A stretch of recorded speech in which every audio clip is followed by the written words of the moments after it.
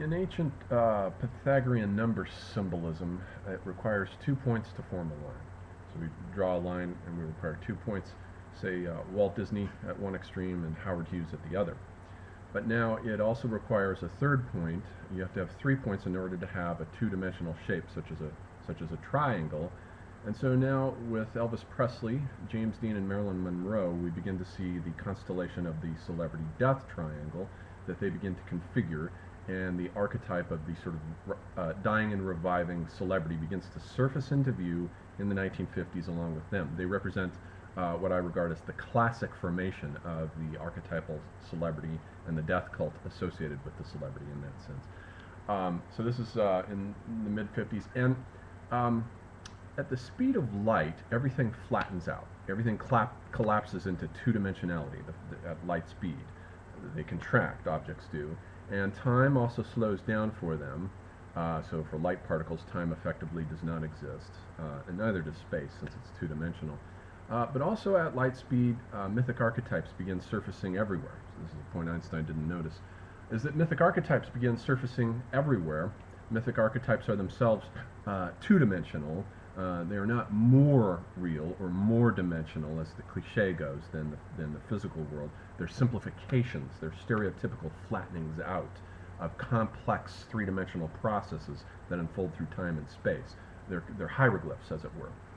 And so, with these three, we begin to see the mythic archetypes begin to slowly surface into view. The mysterious piping singer, the playing of whose instruments, whether it be Dionysus, let's say in the Western tradition, or in India it was Krishna, has a compulsively erotic effect on its audience, and in this case we have Elvis Presley. Now, or the archetype of the wonder child with strange occult abilities, such as the power to be invisible, and in this case we have James Dean. He was fond of telling a friend, the child of a friend of his, that he could go so fast in his automobile that he could become invisible. And indeed, at the moment of his death, the man who did not see his car coming and crashed into him as he was making a left turn, Donald Turnipseed, claims that he didn't see him because the sun was setting and Dean's car just simply blended into the landscape of the desert. So he had effectively become invisible at the time of his death. And then we have the archetype of the goddess, the great Venus, the foam-born Venus of the waves, at whose bidding men will do anything. And that is, of course, Marilyn Monroe. So those are the three archetypes. But now with these three, we also have the formation of the three classic celebrity death scenarios. And there are only three of them. And they're classic, they're archetypal, and they're fixed. And all the great dying and reviving celebrities that come after them will pattern themselves out in one or the other of these three death modes. They are death by drug overdose with Elvis Presley, death by car crash with James Dean. He's the prototype car crash. And then with Marilyn, though most people assume that she committed suicide with an overdose of Nembutal, as Donald Spotto remarks in his biography, it may actually have been a kind of modified death by stalker. Her psychiatrist, Dr. Ralph Greenson, was a kind of modified celebrity stalker who was obsessed with her, and her death may have resulted at his hands as an accident, so it becomes a kind of prototype for the stalker motif. Those are the three classic death formations for the celebrity as we move into this epoch here in the 1950s. So then, I've already done a YouTube video on Elvis Presley, so you can look that up if you want to see it, so there's no point in discussing him here. And the James Dean chapter in the book has its own kind of approach that I'll can just leave that in the book. I don't want to do a video version of it. So that leaves us with Marilyn, and so I want to discuss Marilyn Monroe in this YouTube segment. So she was born in 1926, and she dies on August 4th, 1962. Those are her dates. And the thing about her, the first thing that strikes us is this doubling motif. Everything about her occurs in twos. From the initials of her name, Marilyn Monroe, the double M there, and the fact that she originally had her birth name, or the name that she was known by as a child, Norma Jean Baker, is a separate name from Marilyn Monroe. She had two mothers, her biological mother who gave her up, basically, and the woman, Grace McKee, who raised her in the later years of her childhood, raised her and gave her the idea that she might grow up to become the double of Jean Harlow, which is indeed the woman upon whom that Howard Hughes had an affair with and was in his movie Hell's Angels, the basic archetype that she models herself after. And there's also the fact that she herself was astrologically a Gemini, so there's the doubling motif there. And the double in this case that she generates is the avatar, the electric avatar known as Marilyn Monroe, who appears on the screen and was quite a different persona from the real Marilyn Monroe, who was a three-dimensional flesh and blood human being, a very complicated, very chronically depressed woman, contrary to the image that we see of Marilyn on screen, who was always glitzy, ditzy, cheerful, and always ready to do the bidding of men, whatever that may be. So that's her on-screen archetype, and so we have this doubling motif, and this brings us now to the creation of the on-screen double and the electric avatar, which didn't apply so much in the case of Howard Hughes, and with Walt Disney we had really only Mickey Mouse as the double of Walt Disney. But in this case now, from here on out, we get the phenomenon of the celebrity's descent into the electric plasma pool and the creation of a double, an avatar, a doppelganger, which over time can become, it doesn't necessarily have to be the case for every celebrity, of course, but can become a danger. The avatar that is created can become a kind of rival to one's own self, the self that generates the avatar, and can disorient and disturb one's basic equilibrium.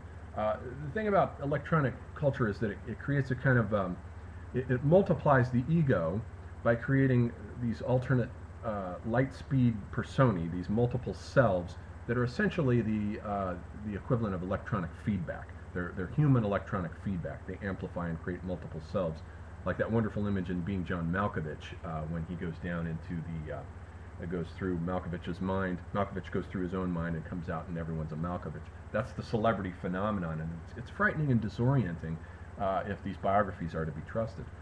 And so with Marilyn Monroe, then we begin to have this problem. We had it with Elvis, and also Dean had it briefly. His career was very short. But in Marilyn's case, it becomes a major problem because she was in competition with her own avatar, her own stereotype, all of her life, because the real Marilyn was nothing like that stereotype, according to the biographies. She liked to read poetry. She wrote poetry, liked to read classic novels, and liked to spend most of her time at home alone reading. Very different person from the image that we come to think of her on screen. So she was in competition with her own stereotype. And the first film that she did that really created that stereotype and permanently imprinted it on the American consciousness was Gentlemen Prefer Blondes. That's a 1953 film. And it's in, she'd been in a number of small film roles before that, and then two larger roles in two films before that, Don't Bother to Knock and Niagara. But Gentlemen Prefer Blondes was when this archetype first begins to appear, or rather stereotype is a better word, of the ditzy blonde. She appears in that film as a double with Jane Russell. Jane Russell plays the archetypal brunette, and Marilyn plays the archetypal blonde. And in the film's opening images, they do a showgirl act where they're dressed in identical glittering red costumes. So they almost look like the ancient archetype of the two-headed goddess. The two-headed goddess is an archetype that originated in the Neolithic. It didn't exist in the Paleolithic. We had the Great Mother in the Paleolithic, the rotund Great Mother of fecundity, who occasionally had a double motif in terms of the analogy of the breasts with the phallus, and so occasionally she embodied the masculine being in her being as well. But she didn't appear as a double goddess, and the double goddess doesn't appear until the Neolithic. We find it there in figurines at Çatalhöyük, it's at Ain Ghazal, and a number of other Neolithic places. And it seems to represent simply the fertility of the earth on the one hand, and the plants and vegetation coming out of the earth. The Neolithic is the period of agrarian, the discovery of manufacturing of crops, domestication of crops, and death. The other goddess is the death goddess. And we know that because they split into two separate personages. By the time we get to the rise of high civilization in the Bronze Age, about 3500 BC, where she appears as the sisters, Inanna, in Sumerian mythology, as Inanna and Ereshkigal. Inanna is the planet Venus, and she's a goddess of war, but she's also a goddess of love and sexuality. There's a whole temple prostitution thing that's associated with her. But her sister is Ereshkigal, and she's the mistress of the dead in the underworld. She's the reigning figure of the underworld. And so they split there. And in the Greek world, they become Demeter and Persephone. Persephone being the equivalent to Ereshkigal, the one who goes down into the underworld for part of the year and has to come back up. So that's the double goddess, and in Gentlemen Prefer Blondes, we seem to see that configuration here with the archetypal brunette and blonde, with Marilyn playing the ditzy blonde, who is very shallow and who is only interested in men for their money. She represents the daytime, the hair, the blonde hair with the sun and the daylight world and in society and social concerns.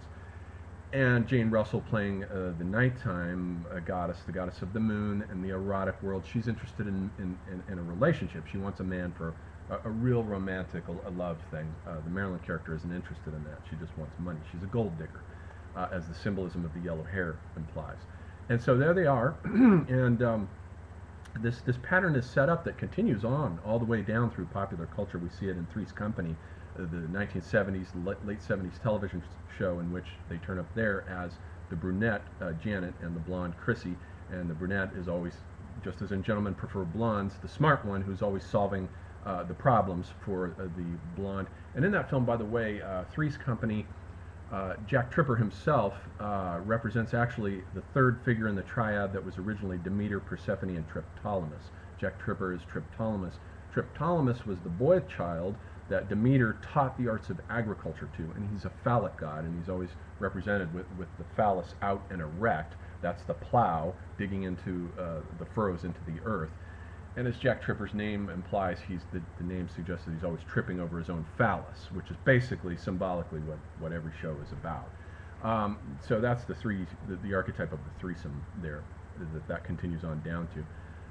But Marilyn is essentially Venus. She is the modern archetype, the modern updating of the archetype of Venus, of course, the goddess of Eros and love, and especially of sexuality, not so much the love aspect, but the object of pure desire, men's desire for her. And this becomes especially evident in the 1955 film, the Billy Wilder film that she did called The 7-Year Itch, which is about a man who's been married for 7 years, and then his wife goes away on vacation and he starts getting the 7-year marriage itch, which in the film manifests itself in a curious way by a twitching of his thumb. We see this repeated motif, this twitching of his thumb. And the Marilyn character is known simply as the girl, and she lives in the apartment above him. What's interesting about that twitching thumb, though, is that in ancient chiromancy, the 5 fingers of the hand were associated with the different gods and planets, and Venus was indeed associated with the thumb, just as the first finger was associated with Jupiter, the middle finger with Saturn, the ring finger with Apollo, and the pinky with Mercury. So that's interesting that that's the finger that's troubling him. The goddess, the girl, comes down and visits him, and her presence is hilariously unsettling to him. It's a hilarious film. It's a wonderful film. Those are probably her 2 best films, by the way. Gentlemen Prefer Blondes and The 7-Year Itch. And that film contains the famous archetypal image of her standing above the subway grill with the subway passing underneath and the wind blowing her dress up. That image, though, is basically an updating of Botticelli's 1483 painting, The Birth of Venus. If you look at the 2 images, they're the exact equivalents of each other. The Botticelli painting shows Venus coming in on a half shell, and the original painting that Botticelli's painting is based on, which is a copy of a painting by Apelles about the birth of Venus, makes it clear that the clamshell is actually meant to symbolize the vagina, because the interior of it is painted pink in that initial version, but not so in Botticelli's painting. She's being brought in on the clamshell. She's fully nude. And the zephyrs are blowing the winds in one direction, and they're blowing her toward the shore, and waiting to meet her on the shore are the Horii, the goddesses of the seasons, and they've got a cloak that's furling in the wind as that's being blown by the zephyr as they bring her toward them. But if you rotate that image simply 90 degrees, you get the image of Marilyn standing on the grill with the dress blowing up, and it's the same archetype. Only now it's the Venus of the Megalopolis. There she is, thus come, the classic image.